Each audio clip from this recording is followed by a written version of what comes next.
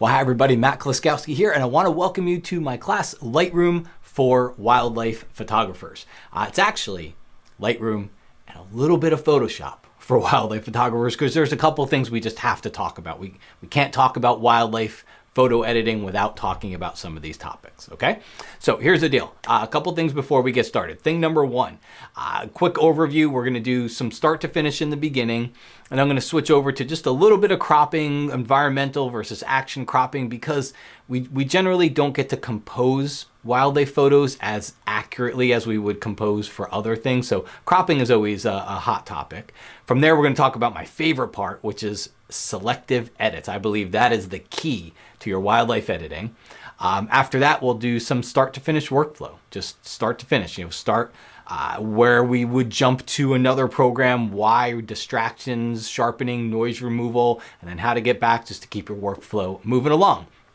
Thing number two, we are also, so I've got some wildlife presets. What I'm gonna do is give you a sample pack for free. Okay, so a link is gonna pop up on here. If you wanna download them, they will work inside of Lightroom Classic.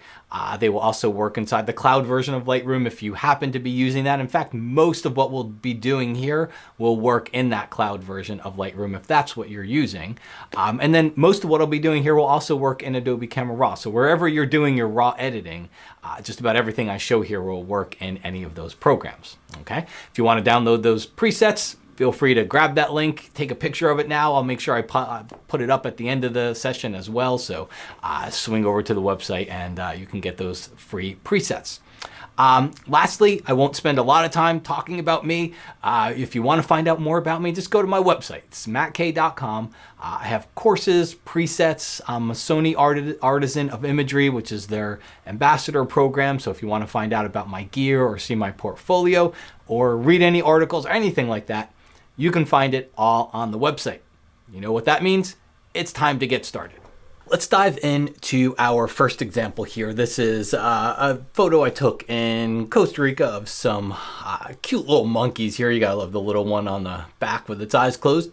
If you wanna see some quick camera settings, this was taken, I believe, with a Sony a7R III.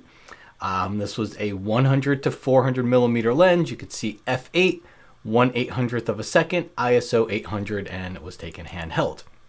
So we're in library. Let's go jump over here to develop. And I'm just gonna walk you through a basic edit. We'll expand on this a little bit as the class goes on, but I just wanna start out with some of the basics here, okay? And the basics really entail the basic panel. So if we come over here, we press D for develop, or you can just click on the develop module. What I would say is, for your wildlife photos, let's say, exposure, highlights, shadows, those are gonna be some of your main settings. For this photo here, to me, it's just a little bit underexposed, so I'd probably boost that exposure setting just a little bit here. And that just adds a nice amount of overall light to the photo. I don't really think we have any strong highlights. One of the problems is if I bring down the highlights too much, I start to bring down the face of the monkey. And I'll show you some ways that we can work with that in some of the future tutorials that we do in this class here. But for now, I'll just bring down the highlights just a little bit here, knowing that as we move on, there are some other things that we can start to do. I'm also going to boost the shadows a little bit. And again, this is a global change, so it affects the whole photo. And then I'll also do a whites and blacks adjustment. And one of the things I do when I want some contrast for the photo is by adding whites and blacks, we add contrast. That's exactly what contrast is. It's boosting whites and boosting blacks, making whites whiter, blacks blacker. However, it's a little bit hard to see what's going on here. So what I do is I hold down the Option key on the Mac or the Alt key on the PC. And what that does is it gives me, it basically blacks everything out. And as I move this to the right, I start to get a feeling for where I'm starting to overexpose some parts of the photo here. So you can see any little areas that pop up here in white are going to be overexposed. So I'd probably want to pull back just a little bit. There are specular highlights off in the distance, so I wouldn't worry too much about them, but just something to keep an eye on. And then I hold down Option or Alt and I click on blacks and I move to the left. And when I start to see some little specks appear, that means I have a black point. And what that's going to give you is contrast. okay? You want contrast in your photos generally, so this is a really great way to get it. Is it the only way to get it? Absolutely not. It's more of a manual way to do it. You could just grab the contrast slider and add contrast if you wanted to, and it's more of an automatic way to do it. There is no right way. There's just the way that works for you, and this is the way that I happen to like here. It just gives me a consistent editing style. Okay, so from there, what we're gonna do is, I would say crop. You know, cropping is gonna be something I do fairly early on in the process. It's not always the exact first thing that I do, but we're gonna crop pretty early on. So we'll come up here to the crop tool. I'm gonna talk about cropping after we finish this start to finish example. I'm gonna talk about cropping in a bigger picture, or the bigger picture about cropping, not necessarily a bigger picture. So I'm not gonna talk too much about it here, other than to say, I think, you know, I'm gonna crop this creatively. You know, I don't necessarily have a specific output size in mind, so I'm just gonna crop it creatively, whatever creatively looks good for the photo. For me, I would say to get the monkey's head on this upper third here, this little intersection in the rule of thirds. And by the way, if you don't see the same rule of thirds I do on the crop tool, you can press the letter O for overlay, and that'll just cycle through all of the different crop ratios, okay? So I'm not gonna go through all of them here, other than to say I mostly keep it on the rule of thirds for this example, or for most of my photography. But I think somewhere around there, and we can hit close, and that's I think a good crop for our photo. As I look at the photo, I might want to boost those shadows a little bit more, just to bring out some of that shadow detail. Texture is, or can be, and I'm going to zoom in a little bit. I'm going to press Command or Control plus to zoom in a bit here. I'm going to go one more level, Command or Control plus. And texture can be a nice element for wildlife photos. It can add exactly what it says. It's texture. It adds texture to the photo. It's the perfectly named slider. If you think about what texture is what you see on the fur, texture is what you see here.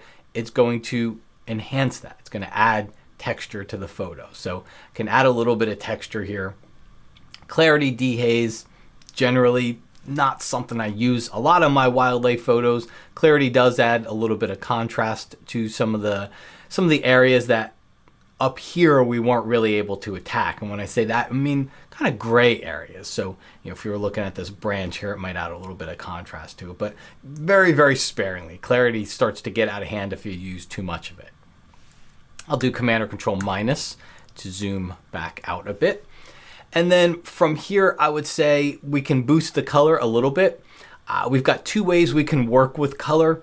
We've got white balance, which I would consider corrective at first, where we're trying to get the proper color for the photo. So if your photo had a very cold look to it like this, then I would take that temperature slider and I can move it over to the right, and it'll warm it up. Sometimes your photo, especially taken in a lot of greenery like this, sometimes the photo might have a very green color cast to it. And again, you can move that over toward red, and that'll just, again, correct some of that color. I don't really think we have any problems like that here.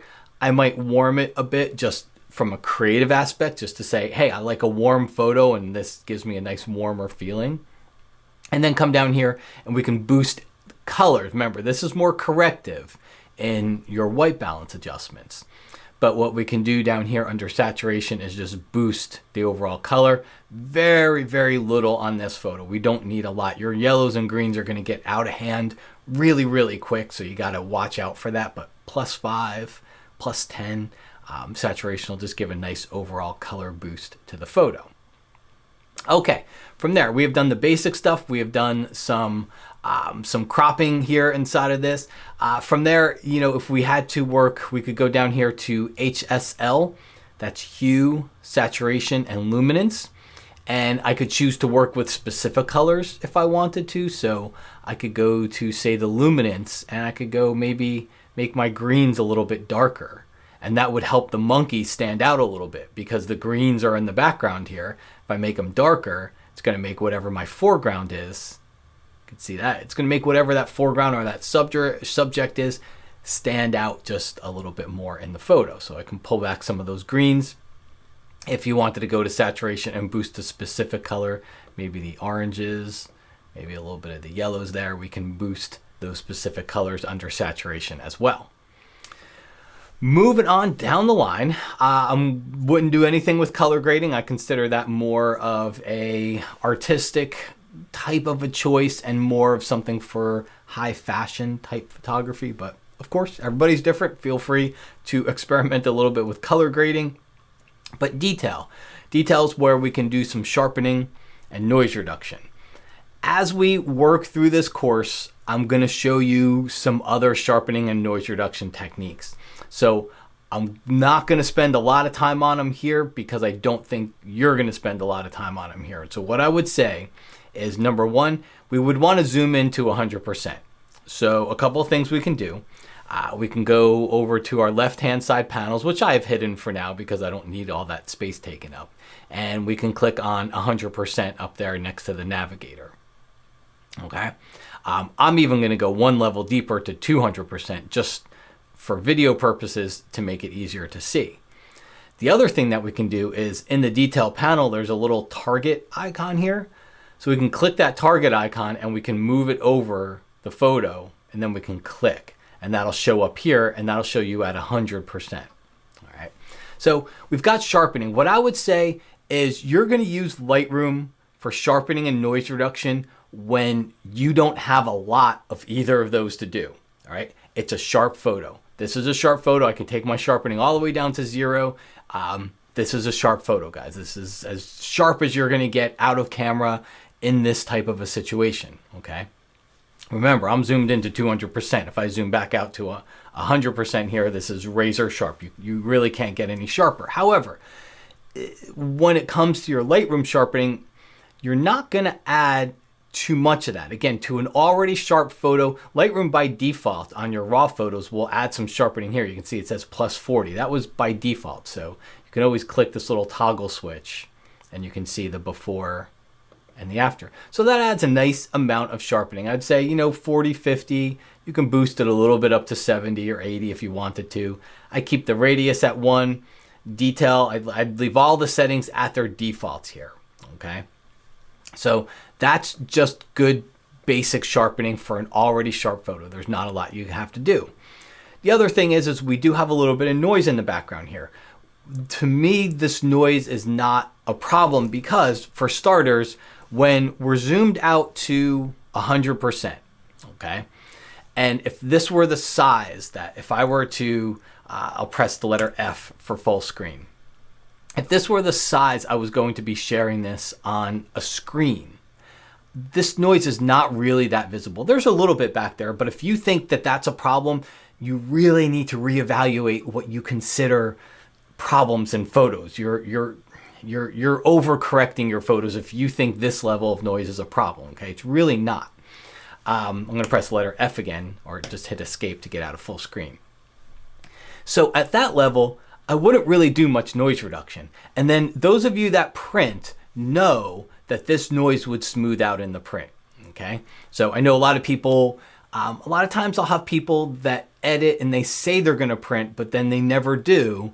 And they're doing all these different things to try to make the print better, when in reality, if you practice this a little bit, guys, trust me, you run off one print on this and you will see printing in and of itself is noise reduction. It'll take care of this. However, if I do Command or Control Plus and I zoom in, let's say we were doing a much more tighter crop on the photo. Now we're zoomed in a little bit more. Now we can see that noise. So I would consider coming down here to that noise reduction setting. Again, I don't consider it bad noise, but I would come down here. You can see we've got color and we've got luminance. So we've got two different noise reductions. Color, I think, works great. +5, +10, it'll be gone in a heartbeat. Luminance is what gets rid of all that graininess. So we can just up that luminance just a little bit here. All right, 20, 30%, and then adding detail just brings back detail to the detailed parts of the photo because noise reduction does blur it a little bit. So if I toggle this off and then back on, you see we get a nice mix of still retaining a sharp photo, getting rid of a little bit of that noise in the background there, but not necessarily blurring the whole photo, which we could do. We could crank up the noise reduction to 100 and all that noise smooths out, but it makes the photo very, very blurry. So I think that's a good in-between number here. Again, not a lot of sharpening needed, not a lot of noise reduction needed. I'd go ahead and I would use the settings here inside of Lightroom. As we go through this class, I'll talk a little bit more about workflow and some other options you might want to consider. Okay, from there, the last thing that I'll do is head down here to effects. For certain photos, I think, especially where your wildlife is focused toward the center, I would go in here and I would just add a little bit of a vignette. All right, take the amount slider to the left, midpoint, almost all the way to the left. And you can experiment with these. I always say go to extremes, see what they do. Okay, if you're ever wondering what a slider does, crank it all the way to the left, crank it all the way to the right, look at what it does. Okay, it's the best way to learn. So here I'll feather the edges a little bit more so it's a little softer of a transition, but something like that. And if I hit that little toggle, you can see that's before and that's after. All it's doing is funneling attention away from the edges and funneling it toward the middle. All right. If you were a portrait photographer using lighting in a studio, you would do the same thing with lighting, right? You would point the lights at your subject, and that would create a natural fall off that would create a natural vignette. Because we're outside, because this is nature, we don't get to point flashes and lights at all these creatures out there. So it's our job to recreate that same effect on the photos after the fact. Okay, so nothing too strong though. It doesn't need to be if you can see it, you've gone too far. So it doesn't need to be really dark, just a little bit of edge darkening there. Okay. All right, so that's our start to finish. I'm gonna hit the backslash key and you can see that will show us our before photo. And then I'll hit the backslash key again and that will show us our after. So before and then after. Alrighty, let's move on to talk a little bit about cropping. I know it doesn't sound like an enthralling topic. It's actually it's actually more important when it comes to wildlife photos. So we're gonna talk a little bit about the creative side, a little bit about the technical side. So on the creative side of cropping, which I consider the most important, I'm gonna crop a photo like this differently than I'm gonna crop a photo like this, differently than I'm going to crop a photo like this. When all three are almost the same framing, I'm going to crop them different. And here's why. It's because the question I would suggest you ask yourself is this an environmental shot or is this an action shot? And you're going to crop based on that. So in an example like this is an action shot. So we're going to come over here to the crop tool and I'm going to crop in, and I'm going to crop in on the action. Okay. I want that action, Command or Control plus to zoom in if you ever have to. I want that action to be, I want you to see that action and that splash, okay? And I've got the resolution to support it. You can always press the letter I for info. You might have to press it a couple times to cycle through, but you should see the pixel size that's available. Still plenty big photo to share and print big if I ever wanted to. But I'm going to crop in on the action. A photo like this, I consider a little bit more environmental, okay? Meaning the environment is important, especially the reflection, right? So it brings up another topic. Do you always have to crop? And I see a lot of photographers that crop and leave the full reflection. Like it's a rule, because you had a reflection, you had to leave it. I believe that's incorrect, okay? In this example, the interaction with the reflection is interesting. It's almost like he's looking in a mirror, right? So I'm gonna leave the reflection. But that's not always going to be the case. So an example like this, we've got a reflection, not quite as strong a reflection as the last one, but we do have a reflection. And even if I had a full crystal clear reflection, the way I'm going to crop this photo is this. Something like that, okay? Because that's why I took the shot. You don't need to see all the other stuff. This is what it's about. Now these rules have changed. Here, in fact, we'll go over here. You can always hit the letter X too. I could go with a wider crop, which I might do in this example. something like that. But these rules have changed over the years, guys. So you have to learn to adapt. Our cameras can take such great resolution photos. There's so many frames. We're getting moments that were harder to get 20, 25 years ago. Okay. So we want to share these moments, and by not cropping in, you're not sharing the moment. By not cropping in on this, you're not sharing the interesting part of the photo. Same thing with a photo like this. Again, I'm gonna go in here. Some people may leave this photo. I cropped in. Some people may leave the photo like this. I'm probably gonna push the envelope a little bit on this one, and I'm probably gonna crop it in even more to something like that. Okay, I'm not sure. I mean, I could go either way with it, but I'm definitely going to make sure I make that the star of the show rather than not crop at all in the photo. Okay, so that's something to consider. The other thing is clipped wings. So what do? Guys, I clip wings all the time, and you do a search through Instagram on some popular bird photography and flight, and if there's enough interesting motion and action, clipping wings can be perfectly acceptable. So I might go something like that. It creates nice negative space. See how it just, lots of curves, everything, again, makes it a little bit more artful. So I'll clip wings all the time. And then the last thing that I'll leave you with on this one is, I want you to take a look at this photo. All right. Take a look at how far I cropped in. This is not going to get you the quality and the results that you want.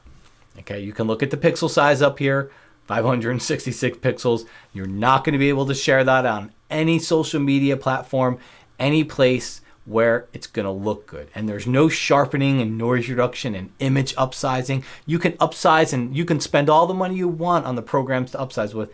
You're not going to get this to look like, that's probably cropped in a little too far, but you're not going to get that to look like that. You're not going to get it to have the clarity of that. Okay, it's never going to happen because you simply don't have the resolution for it because you cropped all of the photo out. So just keep that in mind to set your expectations when it comes to this stuff. And then the last thing I would say you ask yourself is, what's my output going to be? So far I've been cropping creatively. Come up here to the crop tool. You can see under aspect ratio, we've got 4:5, 8.5:11, 5:7. You can enter in your own custom, 17:22, 13:19 for print sizes. So you just have to ask yourself, where are you going to put this photo? And wherever you're going to put it, that's, if it's a paper size, if you're printing it, you've got your crop ratio right there.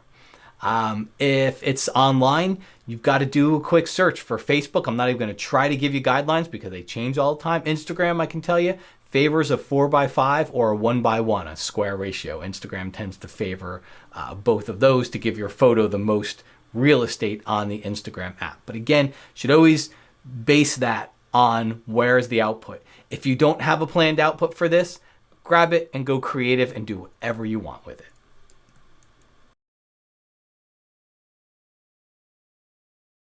Next up, we are going to dive into my favorite part of wildlife editing, and we're going to do a simple example. We're actually going to jump back over to this photo here, because remember I had said a couple of times about I was doing global edits.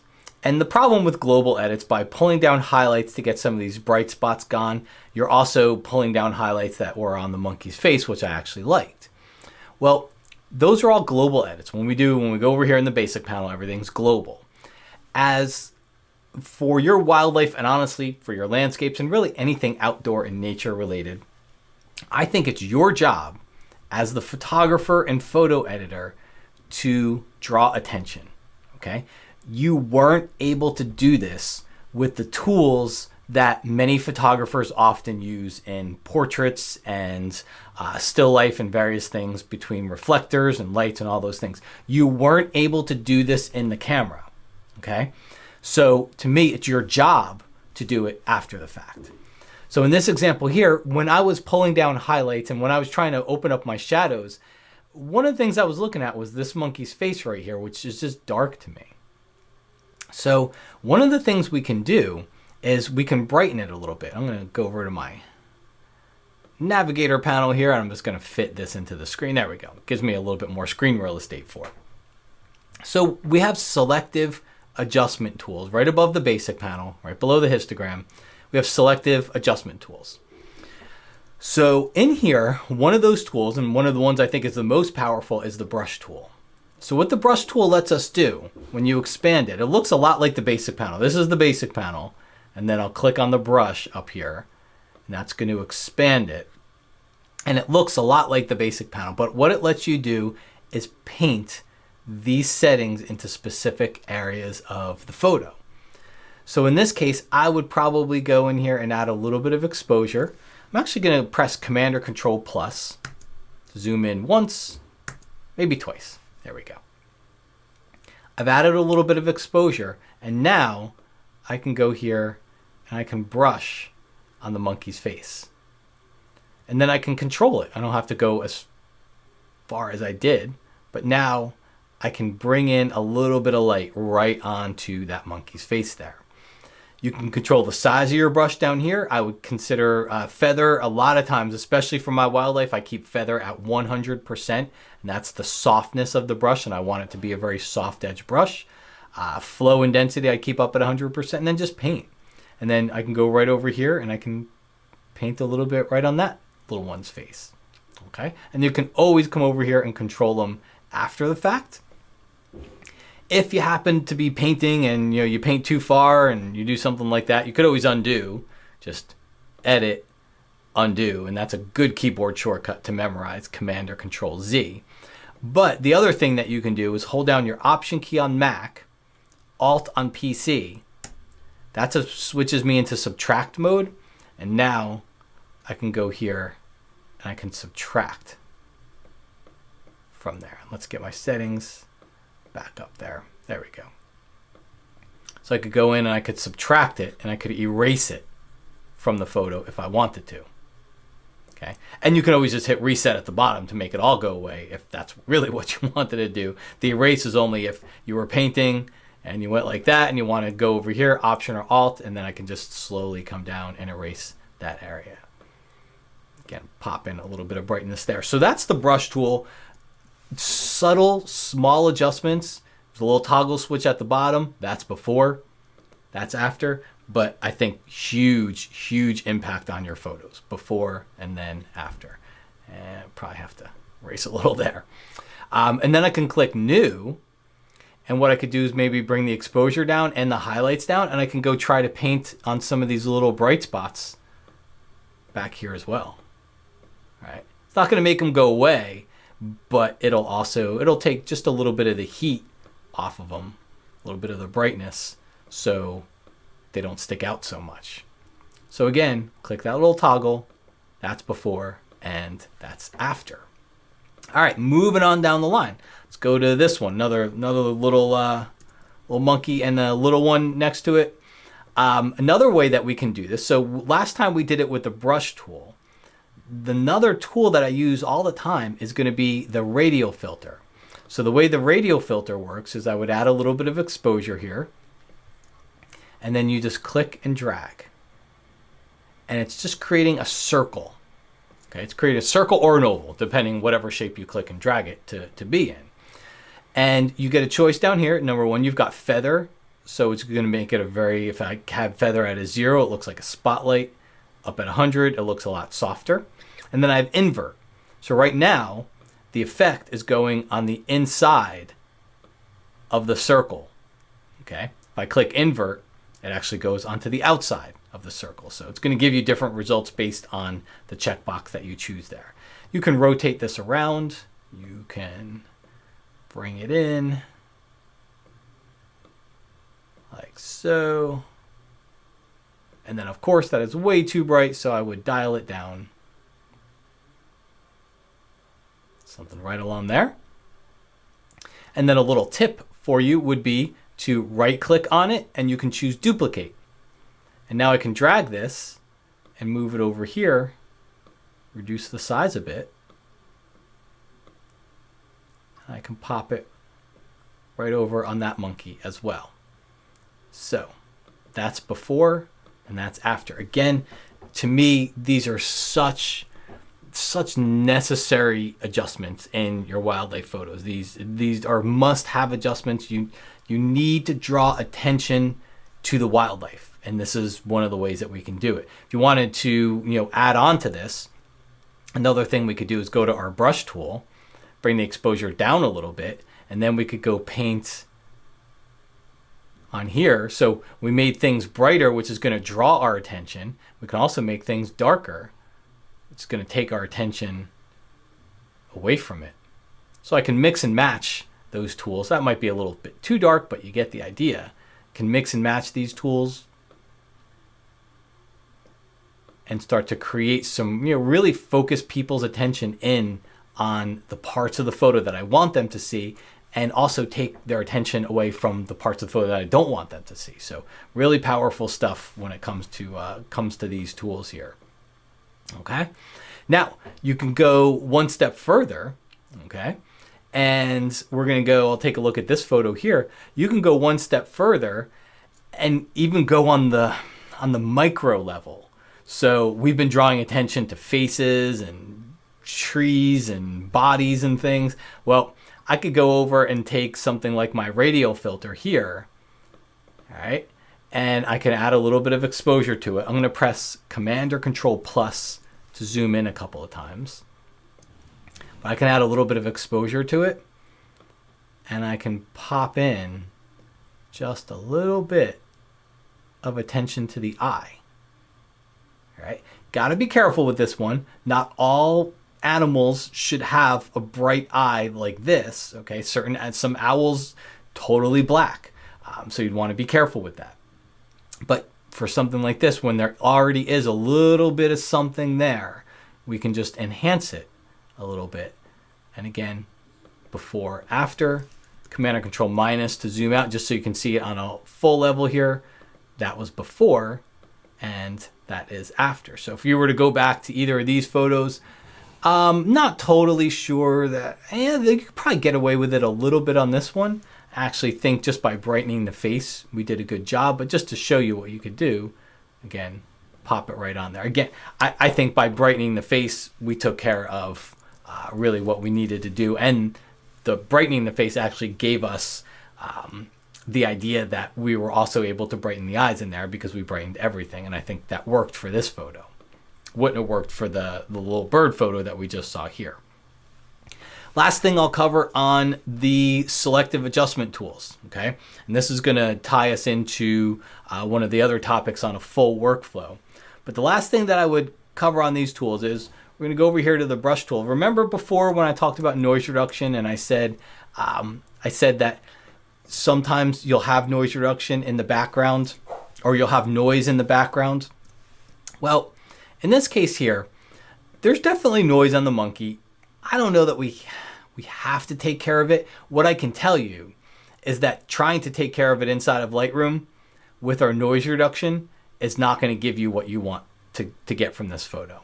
By the time you get this noise to the place where you want it, you've blurred out all of this detail that you spent God knows how much money on camera lenses to capture.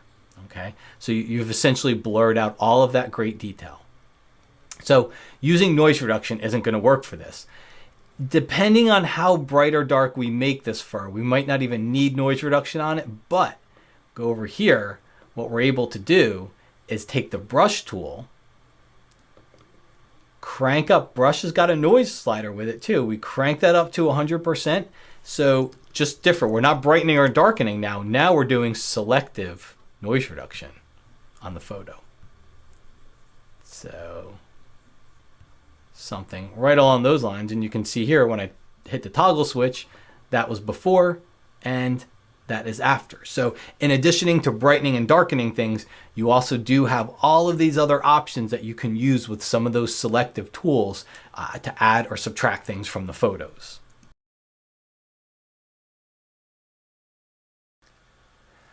We are going to finish up with a little bit of workflow, okay? I'm gonna do a Lightroom to plugin workflow and then back to Lightroom, and then I'm gonna do a Lightroom to Photoshop workflow and back.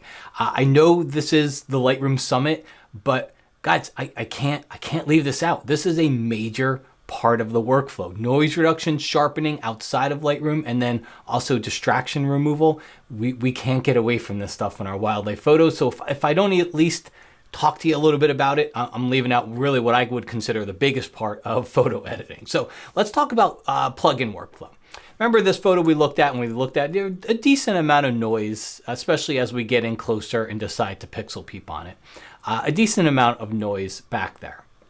And we have a problem. If I go to the detail panel, as I showed you with this, if I get rid of all of the luminance noise, it blurs the photo too much. I don't really think we get a great response from using the brush tool. As I showed you, it's an option, but part of the problem is I do think we have some noise on the monkey that if I were to share this at the crop I would want, if I were to share this online, something around this crop level, maybe not quite cropped in this far, I still do see some noise on the monkey that I would probably want to take care of. If I don't zoom in that much, if I just left it at this, yeah, we probably wouldn't see it. But if I were to try to crop in on that, we have some noise. So here's a problem.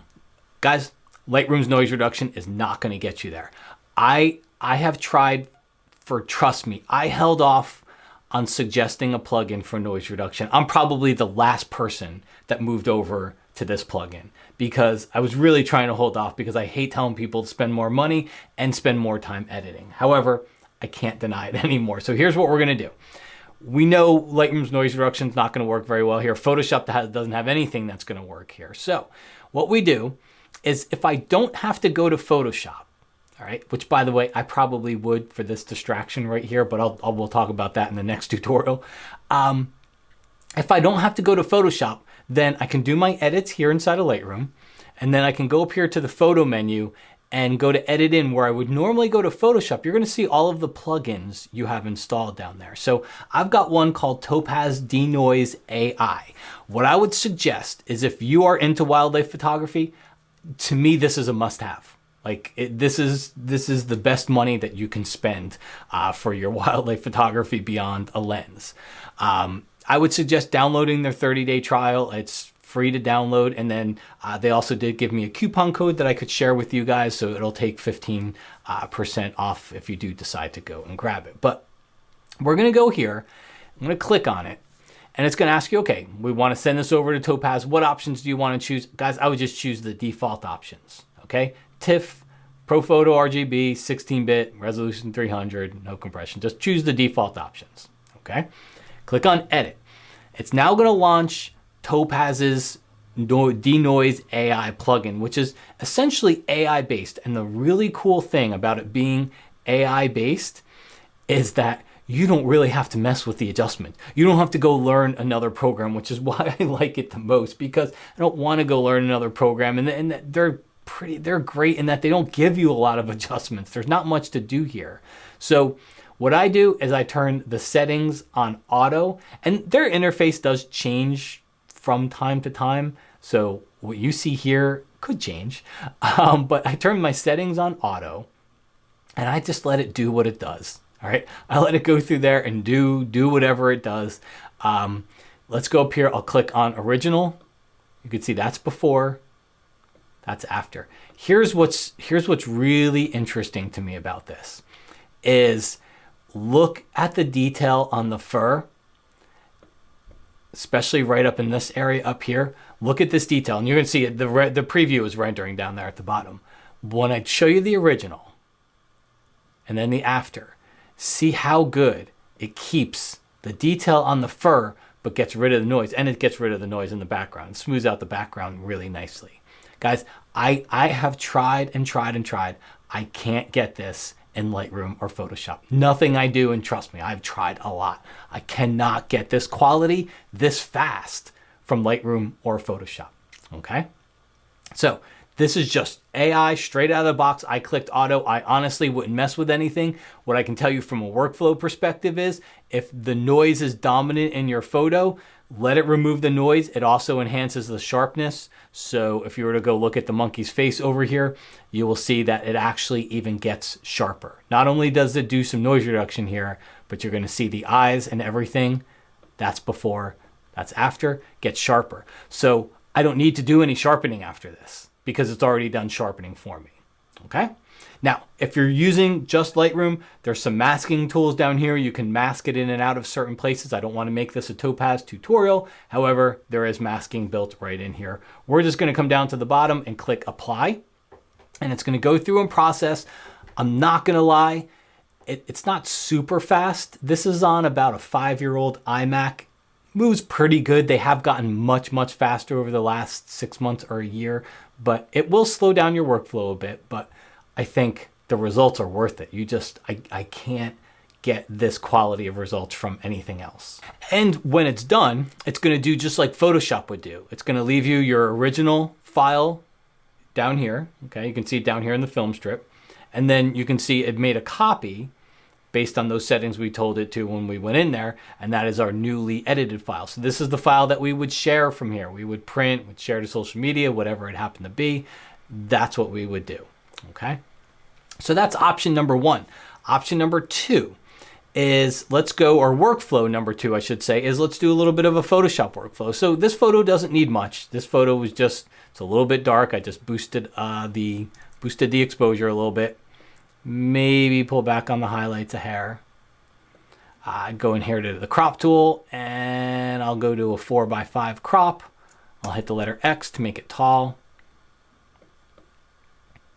And something maybe here. Okay? So again, not too much to do. We're doing our Lightroom stuff. We've done our cropping. We've done our basic panel stuff, whatever else we would need to do in Lightroom. But there's a branch coming out of the eagle's side of its wing over here. Lightroom does have some spot healing, which would be good for just small little spots. It's not really good for bigger distractions. So if you can get rid of it with the spot healing brush in Lightroom, go ahead and give it a try. If not, then that's a time we might want to jump over to Photoshop. So I'd go Photo, Edit in, Photoshop. And Photoshop really has a ton of distraction removal tools. So one of those tools would be over here in the toolbox. The healing brush is a good one to give a try. So I'll go over here, Command or Control plus to zoom in. And I would change my mode to replace. Normal is better for skin. I find replace better for wildlife photos because it holds the texture better. And the way the healing brush works is you just hold down your Option key on Mac, Alt key on PC, click somewhere to sample, and then move your brush over and paint. And it does a nice job of getting rid of it for you. So that, again, that's a super small example. There's a bunch of different things you can do here. Photoshop's got a patch tool. I don't know how good it's going to work on this, but hopefully I can do a quick demo. The way the patch tool works is you just lasso something with it, like I did here, and then you just click and drag over another area. Look at that, gone.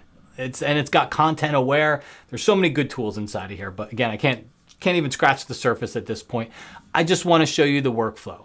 We went from Lightroom, we jump over to Photoshop, we do our Photoshop-like things. What's something else we could do here? Well, we can go jump up here, maybe do a little bit of sharpening on this. It's pretty darn sharp, but we want to make it sharper. I'll go Filter, I'll go down here, Topaz Sharpen AI. So just like denoise, I have pretty much moved all of my sharpening over to Topaz as well. I just can't get better results elsewhere. So as I go in here, you'll see I'll update the preview there. It's AI. Again, I let it do its thing. I don't mess with the settings at all. I let it figure out which one to use. And sharpen, I find, takes a little bit longer than noise reduction. It seems to be a little bit slower, but you will get there. And again, nice, super sharp photo. In fact, let's go up here. Let's zoom in to 200%. There we go. Hit update preview. Look at that. Before, after, before, after. So I'm going to cancel out of here because it does take a second to render that. And then I'm going to open one image here because I want to show you some pretty powerful stuff. But take a look at this, okay? In fact, I'm going to zoom into 200%. This was the original photo. So I could never do anything with that. And this was after just topaz, sharpen, leaving it on the auto setting, and you get that. It's not perfect, but it takes a photo that would be a throwaway and it actually makes it shareable. As long as I wasn't going to share it at a full screen, the size that you saw, I could share it on social media just fine. But this stuff I've held off for years, but it's gotten really, really powerful. So back to our workflow. We finished up here inside of Photoshop and we very simply just go File, Save. We don't have to change the name or the location or anything like that. Command tab on the Mac, Alt tab on the PC, you can flip back over into Lightroom. And just like before, you see our original raw file. And then right next to it, you see the photo that we did, our Photoshop adjustments, was just removing some distractions inside of here. Doesn't have to be a lot of Photoshop work. The Photoshop work can be super quick, but sometimes removing those distractions is actually the most important thing that I do in a wildlife photo. Well, that does it for our class today. As I mentioned in the beginning, if you want to grab that free wildlife preset sample pack that I have for you, the link is going to pop up on the screen here. So feel free to head over to the website, download them. They are absolutely free. So I hope they help you out a little bit, maybe give you a little boost, a creative boost, or a little start to your wildlife editing. From there, if you want to find out more, if you want to follow me, find out more about courses, presets, or just follow any new tutorials I do. I usually do a tutorial a week, plus I have 1 or 2 live events that I do almost every week. You can head over to the website at mattkay.com if you want to check out the events. There's a menu item for that. There's menu items for it all, so I'll just let the website do the talking for me. So feel free to swing over there, find out a little bit more.